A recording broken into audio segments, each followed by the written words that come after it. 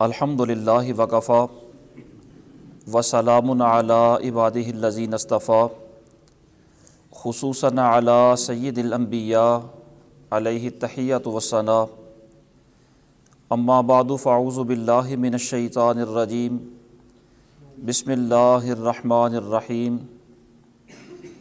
یا نساء النبی لستن کاحد من النساء صدق اللہ مولانا العظیم وبلغنا رسولہ النبی الکریم الامین ونحن علی ذلک لمن الشاہدین والشاکرین والحمد للہ رب العالمین ان اللہ وملائکتہ یصلون علی النبی یا ایہا الذین آمنوا صلوا علیہ وسلموا تسلیما الصلاۃ والسلام علیک یا سیدی یا رسول اللہ وعلی آلک واصحابک یا سیدی یا حبیب اللہ الصلاۃ والسلام علیک یا شفیع المذنبین وعلی آلک واصحابک یا رحمۃ للعالمین۔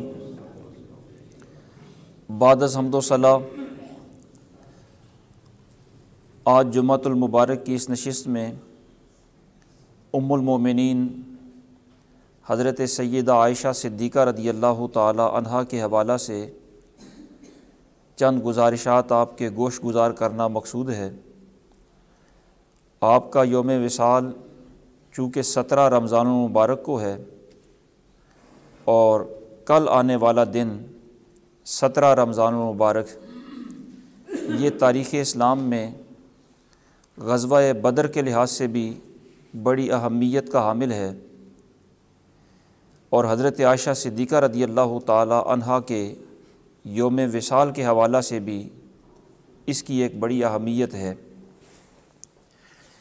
تو اس تناسب سے، اس نسبت سے حضرت عائشہ صدیقہ رضی اللہ تعالیٰ عنہ کے حوالہ سے معروضات آپ کے گوش گزار کرنے لگا ہوں۔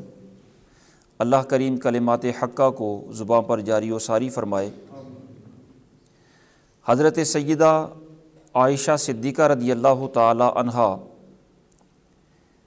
حضور سید عالم صلی اللہ تعالی علیہ وسلم کی سب سے محبوب ترین زوجہ ہیں، یعنی محبوب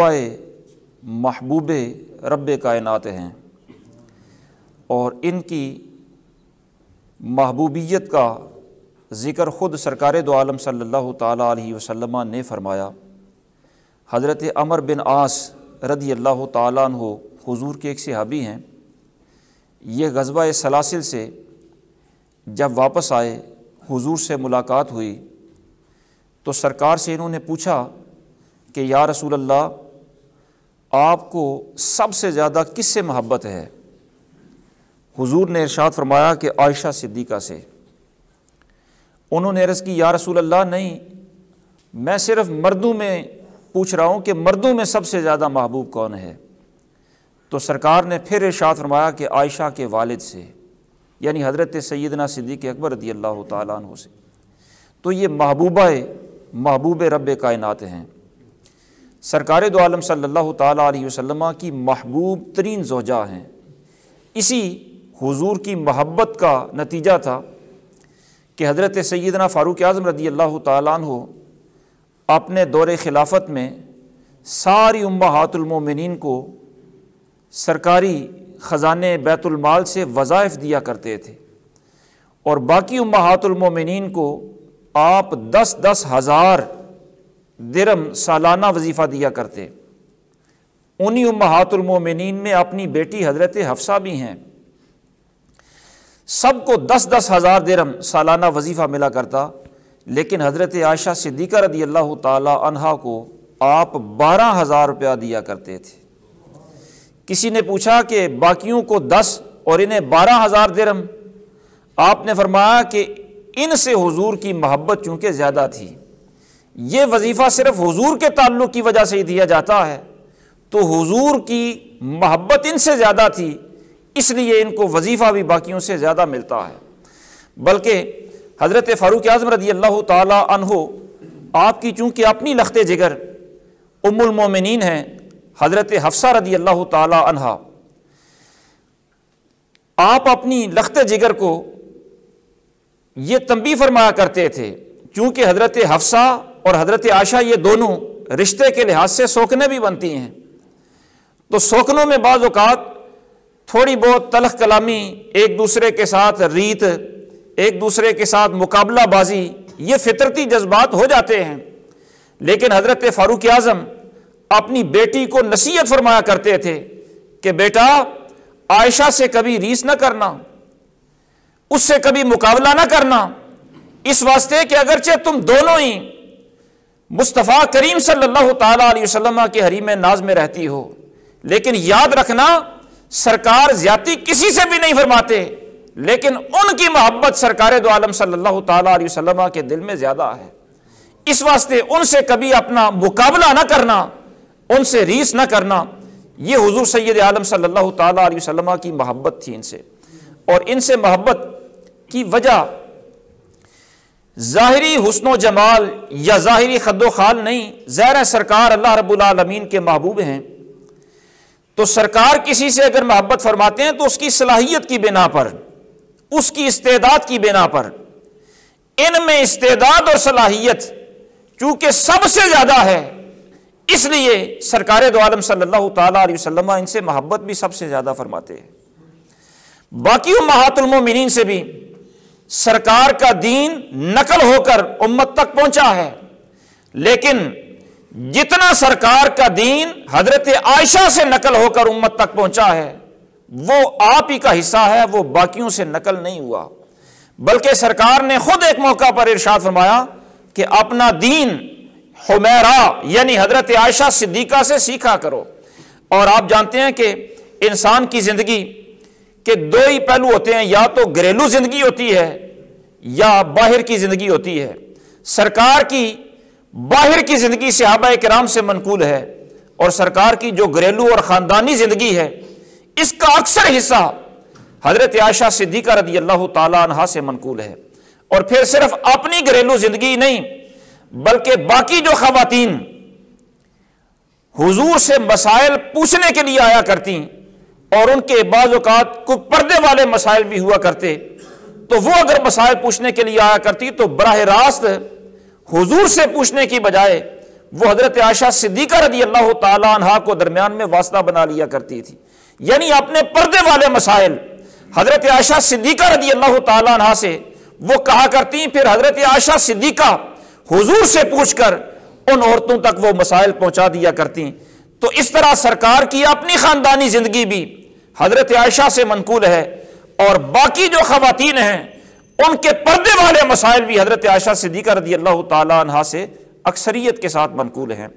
حضرت عائشہ صدیقہ رضی اللہ تعالیٰ عنہا حضور کی محبوبہ بھی ہیں، حضور کے دین کی مبلغہ بھی ہیں، باقی امت کی رہنمائی کے لیے ایک واسطہ اور وسیلہ بھی ہیں، اور سرکار سے بے تکلفی بھی ہے، لیکن اس بے تکلفی کے باوجود اور ایک طویل عرصہ حضور کی صحبت میں رہنے کے باوجود اور شب و روز حضور کے پاس گزارنے کے باوجود یہ بے تکلفی کبھی بھی حضور صلی اللہ تعالیٰ علیہ وسلم کے مزاج سے مخالفت پر آمادہ نہیں کر سکی، حضور کی اطاعت سے ذرا برابر بھی حضرت عائشہ صدیقہ کو ہٹا نہیں سکی۔ ویسے عام طور پر یہ ہوتا ہے کہ جہاں بے تکلفی ہوتی ہے اور زیادہ عرصہ بے تکلفی کا گزر جاتا ہے وہاں بعض اوقات کسی کی بات کو ٹال بھی دیا جاتا ہے، بعض اوقات اپنی ضد بھی کر لی جاتی ہے، لیکن اس بے تکلفی اور مقام محبوبیت کے باوجود حضرت عائشہ صدیقہ رضی اللہ تعالیٰ عنہ ہمیشہ سرکار کی فرما بردار رہی ہیں، سرکار کی اطاعت گزار رہی ہیں۔ سرکار نے جو فرما دیا اس پر تو من و عمل من و عن ساری زندگی عمل پیرا رہی ہیں۔ سرکار کے مزاج کا بھی انہوں نے خیال کیا ہے، سرکار کی طبیعت کا مزاج کا بھی حضرت عائشہ صدیقہ نے ساری زندگی خیال کیا ہے۔ آپ ایک حدیث مبارکہ سماعت فرمائیں جس سے آپ کو اندازہ ہوگا کہ مزاج کا خیال حضرت عائشہ صدیقہ کیسے رکھتی ہیں۔ جب غزوہ تبوک میں اللہ رب العالمین نے اہل اسلام کو فتح دی، اور آپ جانتے ہیں کہ سرکار کی زندگی میں سب سے دور کا غزوہ یہی تھا، گرمی کا موسم، مشکل کا سفر، دور کا سفر، تو غزوہ تبوک سے سرکار فاتحانہ طور پر جب واپس آ رہے تھے تو تو سرکار کے مدینہ طیبہ واپس پہنچنے سے پہلے اہل مدینہ کو اس فتح کی خوشخبری مل چکی تھی۔ اب یہ سفر بھی طویل کا، تو صحابہ کرام حضور مدینہ طیبہ جب واپس آ رہے تھے تو کافی دنوں کے بعد یہ واپس آ رہے تھے، اور جب کافی دنوں کے بعد واپس آ رہے تھے تو اہل خانہ کو فتح کی بھی خوشی اور اپنے خاندانوں کے، اپنے گھروں کے سربراہوں کے واپس آنے کی بھی خوشی، ہر گھر کے اندر خوشی کا ایک سما تھا۔ حضرت عائشہ صدیقہ رضی اللہ تعالی عنہا نے اس خوشی کے عالم میں کہ حضور بھی آ رہے ہیں اور فتح بھی اسلام کو اللہ نے عطا فرمائی ہے، اس خوشی کے عالم میں اپنے کاشانہ اقدس کے دروازے پر ایک پردہ لٹکا لیا، اور پردے پر کسی شے کی تصویر بنی ہوئی تھی۔ ظاہر ہے وہ خوبصورتی کے لیے تصویر بنی تھی، وہ پردہ لٹکا لیا۔ اب یہ ظاہر ہے چاہ اس لیے کیا جا رہا ہے کہ حضور کافی دنوں کے بعد آ رہے ہیں، تو حضور صلی اللہ تعالی علیہ وسلم اپنے کاشانہ اقدس میں جب داخل ہونے لگے تو وہ تصویر والا پردہ حضور کی نظر پڑ گیا۔ سرکار نے تیوری چڑھا کر، ماتھے پر بل دے کر، ناپسندیدگی سے اس پردے کو صرف دیکھا، سرکار اندر آ گئے۔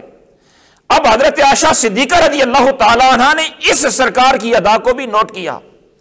جب حضور اندر آئے تو فوراً معافی مانگتے ہوئے عرض کرنے لگی، یا رسول اللہ مجھ سے کیا خطا ہو گئی، آپ کی ناگواری کا سبب کیا ہے، کیوں ناگواری کا اظہار فرمایا ہے؟ میرے کریم آقا نے ارشاد فرمایا کہ عائشہ، جس گھر میں تصویریں ہوتی ہیں وہاں رحمت کے فرشتے نہیں آیا کرتے۔ حضرت عائشہ صدیقہ رضی اللہ تعالیٰ عنہ انہوں نے نہیں کوئی عذر نہیں کہ حضور چاہ کے لیے کرتے ہیں، زیب و زینت کے لیے ایسا ہوتا ہے، کوئی عذر نہیں۔ اسی وقت اٹھی ہیں، اپنی دل کی خوشی کو قربان کیا ہے۔ جو اپنی پسند سے پردہ لگایا تھا حضور کو پسند نہیں، تو حضور کی پسند پر اپنی پسند کو قربان کرتے ہوئے فوراً پردہ اتار دیا، چاک کر دیا، باقی کسی ضرورت میں استعمال کر لیا، لیکن پردے کے طور پر دوبارہ آپ نے اپنے گھر میں کبھی تصویر والا پردہ نہیں لٹکایا ہے۔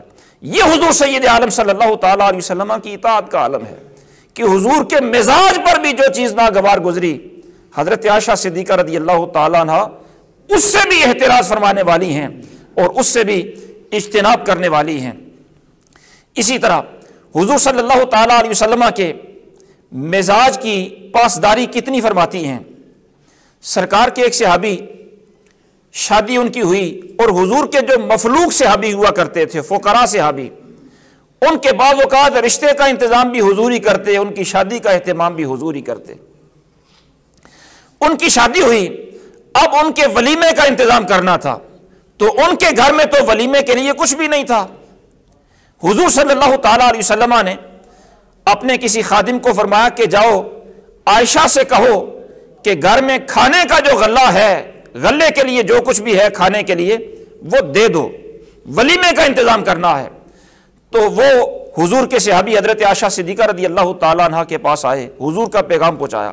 ایک ٹوکرے میں تھوڑا سا غلہ پڑا تھا، یہ ظاہر ہے یہی اپنی گزر بسر کا اور اپنے گھر کی ضروریات کے لیے ایک ٹوکرے میں ہی تھا جو کچھ تھا۔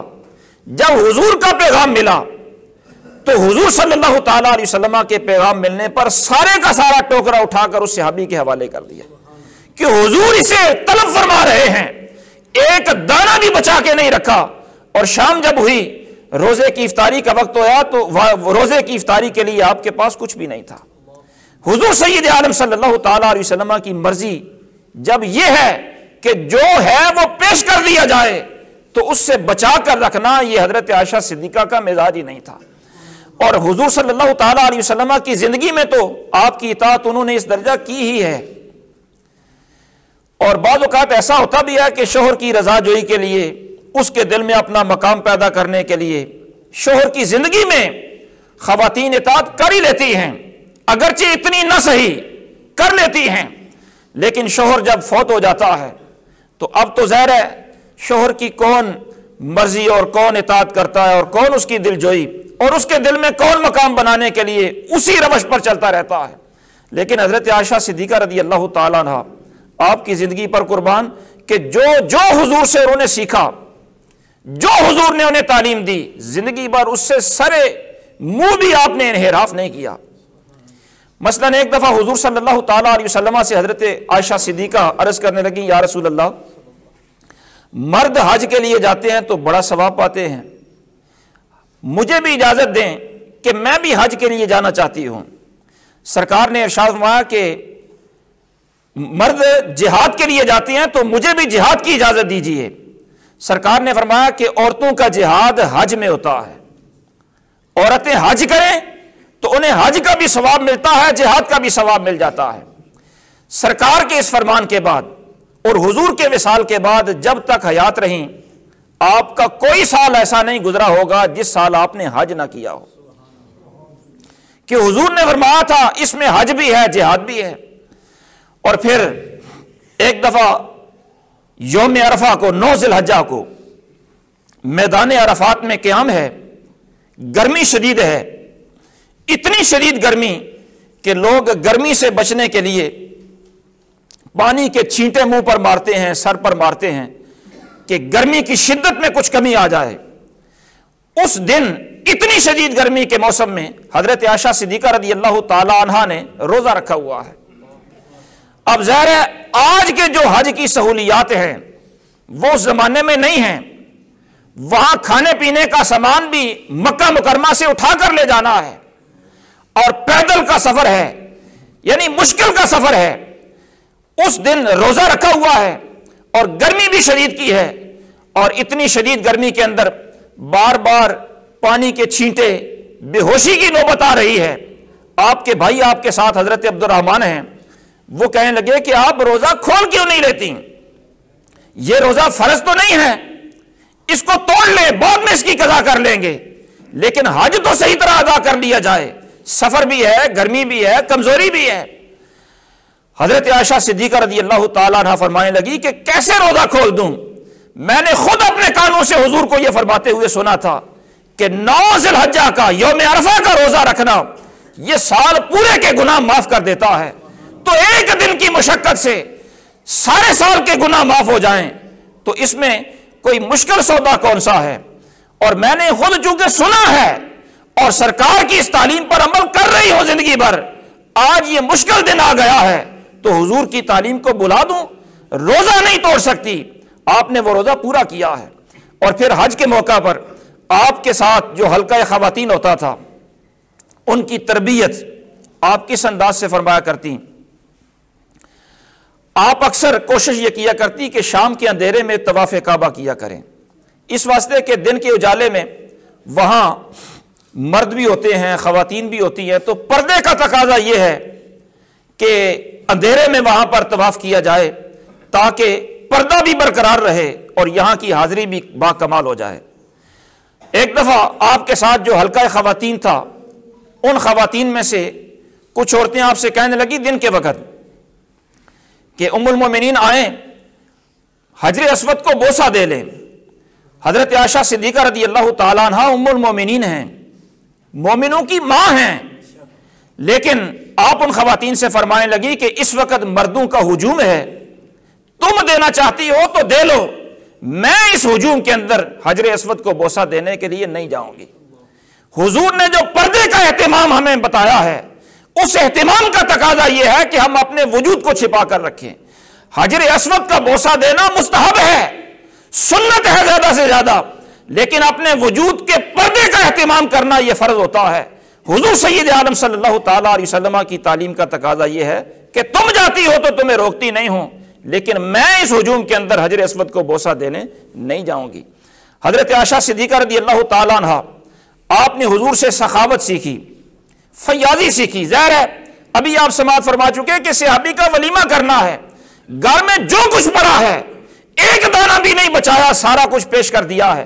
یہ سخاوت کا سبق حضور سے سیکھا ہے، تو اس پر زندگی بھر اس طرح عمل پیرا رہی کہ حضرت امیر معاویہ رضی اللہ تعالی عنہ اپنے دور حکومت کے اندر آپ کو سالانہ 1,00,000 درہم وظیفہ دیا کرتے تھے، 1,00,000 درہم سالانہ۔ اور ظاہر ہے یہ جو وظیفہ آیا کرتا تھا سال پورا اس سے خرچہ چلانا ہوتا ہے، لیکن جس دن وظیفہ آتا، جس مجلس میں آپ تشریف فرما ہوتی، شام ہونے سے پہلے وہ 1,00,000 کا 1,00,000 تقسیم کر دیا جاتا۔ آنے سے پہلے تقسیم کر دیا جاتا۔ خادمہ عرض کرتی کہ حضور آپ کا بھی تو روزہ ہے، اپنے لیے ہی کچھ بچا لیتی۔ فرمانے لگی کہ جب تقسیم کر رہی تھی اس وقت یاد کراتی، جب تقسیم کر چکی ہوں تو اب کہہ رہی ہو کہ اپنے لیے بھی کچھ بچا دیتے، یعنی اپنا بھی خیال نہیں ہے۔ حضور کی امت کے فقراء پر اس قدر ایثار ہے۔ حضرت عروہ بن زبیر یہ فرماتے ہیں کہ میرے سامنے ایک دفعہ 70,000 درہم آپ کے پاس موجود تھے، میری موجودگی کے اندر وہ 70 کے 70,000 درہم حضرت عائشہ صدیقہ نے تقسیم فرما دیے۔ بلکہ حضرت عائشہ صدیقہ کے سگے بانجے حضرت عبداللہ ابن زبیر، اور یہ ہیں حضرت اسماء کے بیٹے، لیکن حضرت عائشہ صدیقہ نے انہیں اپنا منہ بولا بیٹا بنایا ہوا تھا۔ جب ہجرت کر کے مسلمان مدینہ طیبہ میں تشریف لائے تو یہاں آنے کے بعد کافروں نے، منافقوں نے اس طرح کی ہوائیاں اڑانی شروع کر دیں کہ دیکھو جی یہاں آ کر مسلمانوں کی عورتیں بانجھ ہو گئی ہیں، یہاں بچے پیدا ہی نہیں ہو رہے۔ تو سب سے پہلے مسلمانوں کے اندر یہ حضرت عبداللہ ابن زبیر پیدا ہوئے۔ ان کی ولادت پر ایک تو بچے کی ولادت کی خوشی ہے، اور دوسرا مخالفوں کے منہ بند ہو گئے ہیں اس بات کی خوشی ہے۔ تو یہ حضرت عبداللہ ابن زبیر ہجرت اسلام کے بعد سب سے پہلے پیدا ہونے والے بیٹے ہیں۔ حضرت اسماء کے ہاں پیدا ہوئے تو حضرت عائشہ صدیقہ رضی اللہ تعالیٰ عنہ نے انہیں اپنا بیٹا بنا لیا، منہ بولا بیٹا، متبنہ۔ اور یہ حضرت عائشہ کو پیارے اتنے تھے کہ ایک دفعہ حضرت عائشہ نے سرکار سے عرض کی، یا رسول اللہ، جو خواتین ہوتی ہیں جس طرح مردوں کی کنیت ہوتی ہے کہ یہ ابو قحافہ ہے، یہ ابو حفص ہیں، اس طرح مردوں کی جس طرح کنیت ہوتی ہے اس طرح عورتوں کی بھی عرب میں کنیت ہوا کرتی تھی۔ تو یا رسول اللہ میری اپنی تو اولاد کوئی نہیں، اور حضرت عائشہ کی اپنی حقیقی اولاد کوئی نہیں تھی، میری تو اولاد کوئی نہیں، میری کنیت کس کے نام سے ہوگی؟ سرکار نے ارشاد فرمایا کہ آپ اپنی کنیت اپنے منہ بولے بیٹے عبداللہ کے نام سے رکھ لیں۔ تو آپ کو ام عبداللہ کہا جاتا تھا، یعنی بانجے ہیں، منہ بولے بیٹے ہیں۔ حضرت عبداللہ ابن زبیر وہ حضرت عائشہ صدیقہ رضی اللہ تعالیٰ عنہ کی کثیر خدمت کیا کرتے، ماں سے بھی بڑھ کر خدمت کیا کرتے، پالا بھی حضرت عائشہ نے۔ حضرت عبداللہ اتنی خدمت کیا کرتے تھے، ایک ایک موقع پر لاکھ لاکھ درہم وہ پیش کیا کرتے، کثرت سے وہ خدمت کیا کرتے۔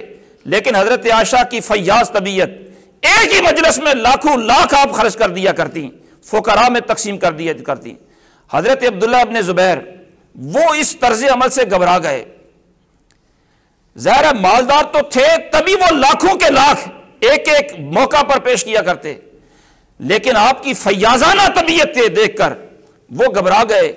انہوں نے ایک دفعہ ایک جملہ ان کی منہ سے نکل گیا، پیار وہ بڑا کرتے تھے لیکن منہ سے جملہ نکل گیا کہ اتنی سخاوت، ان کے ہاتھ کو روکنا پڑے گا، حضرت عائشہ کے ہاتھ کو روکنا پڑے گا۔ وہ یہ سمجھتے تھے کہ میں نہیں دوں گا تو ان کا ہاتھ سخاوت سے رک جائے گا، روکنا پڑے گا ان کے ہاتھ کو۔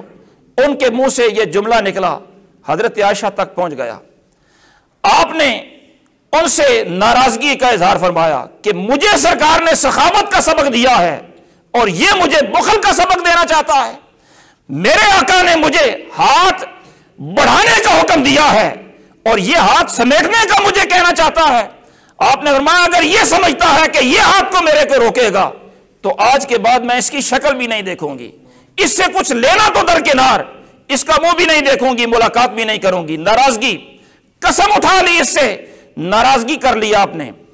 اب حضرت عبداللہ ابن زبیر کو یہ احساس ہوا کہ میں کتنی بڑی غلطی کر بیٹھا ہوں، منتیں، سماجتیں، سفارشیں، لیکن حضرت عائشہ نے قسم اٹھا لی کہ اس سے نہ کچھ لوں گی نہ اس سے ملاقات کروں گی۔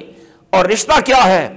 بیٹا بنایا ہوا ہے، سگا بانجا ہے، خود پرورش کی ہے، لیکن سرکار نے جو سبق دیا تھا اس سے چونکہ روش ہٹ رہی ہے اس لیے ناراضگی کا اظہار فرما دیا۔ وہ سفارشیں بھیجتے، منتیں، ترلے، سماجتیں، لیکن حضرت عائشہ فرماتی قسم اٹھا بیٹھی ہوں۔ آخر انہوں نے، حضرت عبداللہ ابن زبیر نے آخری حربہ یہ استعمال کیا کہ حضور کا کوئی رشتہ دار اگر سفارش کر دے، حضور کا کوئی رشتہ دار سفارش کر دے تو پھر سفارش رد نہیں ہوگی۔ چنانچہ انہوں نے حضور کے ننیال میں سے حضور کا ایک رشتہ دار تلاش کیا، उसे सिफारिशी के तौर पर पेश किया। उसकी सिफारिश की बिना पर हजरत आयशा ने अपने बेटे को माफ कर दिया। अब जो कसम उठा बैठी थी, वैसे कसम का कफारा एक गुलाम भी आजाद कर दे तो हो जाता है। 40 गुलाम आजाद किए एक कसम के कफारे में, 40 गुलाम, और हुजूर के रिश्तेदार की सिफारिश की वजह से आप टाल नहीं सकी।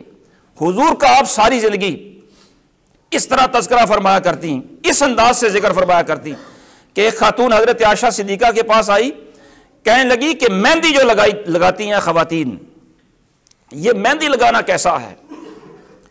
ज़ाहिर है सवाल इतना ही है कि मेहंदी लगाना कैसा है। आप इतना ही जवाब दे देती कि जायज़ है या नाजायज़ है, कह देती, जवाब मुकम्मल था। लेकिन आपने सिर्फ इतना जवाब नहीं दिया, वो जो बात बात में हुजूर की याद, वो हर पहलू पर हुजूर का तज़किरा, वो जवाब आपका ये था कि मेरे महबूब अलैहिस्सलातु वस्सलाम मेहंदी के रंग को तो पसंद फरमाया करते थे, लेकिन मेहंदी की बू आपको पसंद नहीं थी। ये मेरे महबूब का तर्ज अमल था। अब मेहंदी लगाना हराम नहीं, तुझे मैंने अपने महबूब का तर्ज अमल बता दिया, जो तेरी मर्जी है वो कर लिया कर। और हुजूर सैयद आलम सल्लल्लाहु ताला अलैहि वसल्लम के फरामीन के मकासिद को समझना और हुजूर के फरमान की तह तक पहुंचना, यह हजरत आयशा सिद्दीक़ा रज़ी अल्लाह ताला अन्हा का कमाल था। फहम फिरासत अल्लाह ने बड़ी अता फरमा रखी थी।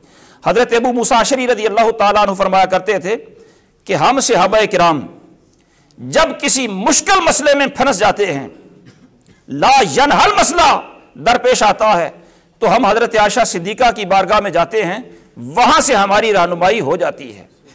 और उलमा का ये मुत्तफिका बयान है कि हजरत आयशा सवाए चंद सहाबाए किराम के खुलफाए राशिदीन के अलावा बाकी सबसे इल्म फजल में बरतर हैं। उम्महातुल मोमिनीन में भी आप फायक हैं, बाकी सहाबियात में भी आप फायक हैं, और आम सहाबा में भी आप इल्म फजल के एतबार से फायक हैं, बरतर हैं। मकाम मर्तबा आपका ज्यादा है। और आपके मकाम मर्तबे का सिर्फ एक दो मिसालें कि सरकार के फरमान की तह तक आप किस तरह पहुंचती हैं। हजरत सैयदना अबू सईद खुदरी रज़ी अल्लाह ताला अन्हु सरकार के बड़े मशहूर सहाबी हैं। उनका जब वक्त विसाल आया तो उन्होंने नया लिबास मंगवाया और ज़ेब तन किया, विसाल हो गया। उनके विसाल के बाद किसी ने यह बात हजरत आयशा सिद्दीक़ा को पहुंचाई कि उन्होंने यह अमल किया।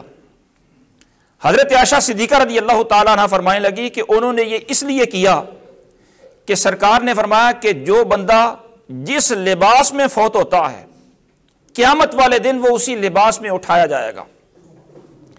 तो वो ये चाहते थे कि मैं अच्छे लिबास में उठाया जाऊं, इसलिए उन्होंने विसाल के वक्त अच्छा लिबास ज़ेब-ए-तन किया। यह सरकार का फरमान तो है, लेकिन इससे जो वो समझे हैं यह सरकार की मुराद नहीं। लिबास से मुराद सरकार की कपड़े का लिबास नहीं है, बल्कि लिबास से मुराद अमलों का लिबास है, जिंदगी का लिबास है। सिर्फ जिस्म का लिबास मुराद नहीं, बंदे के तकवे का लिबास मुराद है कि बंदा जिंदगी के जिस लिबास में फौत होता है, अच्छे अमलों में फौत होता है, तो अच्छी हालत में उठाया जाएगा। मकसद सरकार के फरमान का यह था, और अबू सईद खुदरी ये समझे हैं उसका, यानी सरकार के फरमान की तह तक पहुंचना, यह हजरत आयशा सिद्दीक़ा रज़ी अल्लाह ताला अन्हा की फ़हम व फिरासत है। इसी तरह एक खातून फातिमा नामी एक सहाबिया थी। ये हुजूर की साहबजादी नहीं, वैसे एक सहाबिया है। वैसे तो सरकार का शरीयत, सरकार का दीन ये कहता है कि जो औरत इद्दत गुजारेगी वो अपने शौहर के घर में गुजारेगी, खवातीन अपने शौहर के घर में इद्दत गुजारेंगी, ये हुजूर का फरमान है। लेकिन एक फातिमा नामी सहाबिया, वो अपना वाकया लोगों को यह बताया करती कि मैंने इद्दत के मामले में हुजूर से पूछा था, तो हुजूर ने मुझे अपने शौहर के घर से नकल मकानी करने का, वहां इद्दत न गुजारने की मुझे सरकार ने इजाजत दी थी। तो चूंकि मुझे हुजूर ने शौहर के मकान में इद्दत न गुजारने की इजाजत दी थी, इसलिए यह मसला है। और ज़ाहिर है वो अपनी आप भी थी, हुजूर से उन्होंने पूछा भी था, हुजूर ने उन्हें यह फरमाया भी था, वो आप भी थी, चश्मदीद वाकया लोगों को बयान किया करती हैं। अब ज़ाहिर है ایک طرف مسئلہ یہ ہو کہ شوہر، اور دوسری طرف کوئی یہ کہے کہ میں نے پوچھا تھا حضور نے مجھے اجازت دی، ضروری نہیں ہے، اختلاف ہو گیا، یہ اختلاف رائے اور یہ صورتحال کی نزاکت کہ ایک بندہ ضروری کہہ رہا ہے، دوسرا اس کو غیر ضروری کہہ رہا ہے، حضرت عائشہ صدیقہ تک پہنچا۔ آپ نے فرمایا کہ عائشہ صدیقہ رضی اللہ تعالیٰ عنہ نے فرمایا کہ فاطمہ کا اللہ بھلا نہ کرے، وہ حضور کا فرمان تو نقل کرتی ہے لیکن حضور کے فرمان کی تہ تک وہ پہنچی ہی نہیں ہے۔ سرکار کا یہی حکم ہے کہ عورت اپنے شوہر کے گھر میں عدت گزارے گی، اسے سرکار نے جو اجازت دی تھی وہ اجازت صرف اس لیے دی تھی کہ اس کا گھر غیر محفوظ تھا، خوفناک جگہ پر واقع تھا، اگر وہ وہاں پر عدت گزارتی تو اس کی جان کو خطرہ تھا، تو سرکار نے اس کی جان کی حفاظت کے پیش نظر یعنی خاص وجہ سے اسے اجازت دی وہاں عدت نہ گزارنے کی، اور یہ اجازت عام لوگوں کو دیتی پھرتی ہے۔ سرکار نے مخصوص مواقع پر اسے اجازت دی تھی، وہ اجازت اسی خاص موقع پر رہے گی، جان کا خطرہ ہو تو پھر یہ اجازت ہے، ورنہ عام حالات کے اندر ایسی چونکہ صورتحال ہوتی نہیں، اس لیے عام حالات کے اندر حضور کا وہی فرمان کہ عورت اپنے شوہر کے گھر میں عدت گزارے گی۔ تو 17 رمضان المبارک 58 ہجری حضرت عائشہ صدیقہ رضی اللہ تعالیٰ عنہ کا یوم وصال ہے، کل غزوہ بدر کا بھی دن ہے، آپ کے عرس پاک کا بھی دن ہے، اپنے اپنے گھروں کے اندر ایصال ثواب کا اہتمام کریں۔ دعا ہے اللہ رب العالمین انہی کلمات کو شرف قبولیت عطا فرمائے۔